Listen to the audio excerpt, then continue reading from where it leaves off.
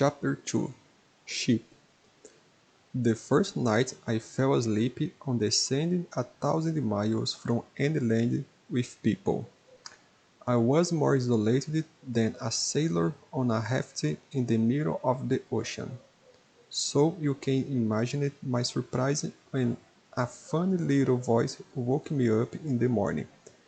It said, "Please draw me a sheep." What? Draw me a sheep? I jumped to my feet as if I was hit by a lightning.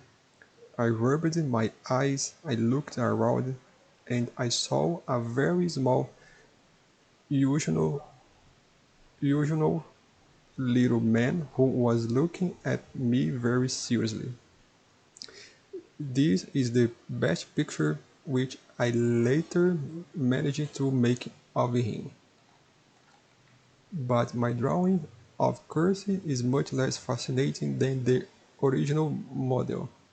It's not my fault. I was discouraged in my career as a painter by the adults at the age of 6, and I never learned to draw anything, except snakes from the outside and snakes from the inside. I looked at this figure with my eyes full of surprise. Don't forget that I was 1,000 miles from any land with people, and yet this little man didn't seem to be tired, hungry, thirsty, or scared. He didn't look like a child lost in the middle of the desert, 1,000 miles from any land with people. When I finally managed to speak, I said to him, "What are you doing here?" He repeated very slowly and very seriously, "Please draw me a sheep." The whole situation was very strange, but I took a sheet of paper and a pen out of my pocket. But then I remembered that I mostly studied geography, history, maths, and grammar, and I told the little man that I did not know how to draw. He replied, "It doesn't matter. Draw me a sheep." But I have never drawn a sheep. How can I draw one now? I thought to myself, so I drew him one of two drawings which I was able to draw. It was a big snake from the outside, and I was shocked to hear the little man reply, "No, no, no. I don't want an elephant inside a big snake. A big snake is a very dangerous creature, and an elephant takes a lot of space. Where I live, everything is very small. I need a sheep. Draw me a sheep." So then I made a drawing. He looked at it carefully, then he said, "No, this sheep is already very ill. Make me another."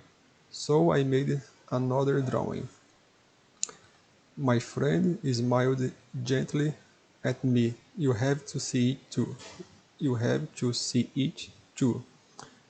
This isn't a sheep, it's a ram. It has horns."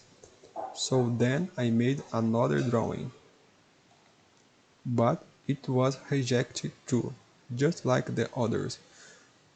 "This one is too old. I want a sheep who will live a long time." Then, for lack of patience because I was in a hurry to start repairing my engine, I quickly drew this drawing, and I said, "That's a box. The sheep you want is inside." I was very surprised to see the face of my young judge get lighter. "That's exactly how I wanted it." "Do you think the sheep will need a lot of grass?" "Why, because where I live everything is very small. There will surely be enough grass for it." I gave you a very small sheep. He bent his head over the drawing. Not so small. Look, the sheep has gone to sleep. And that is how I met the little prince.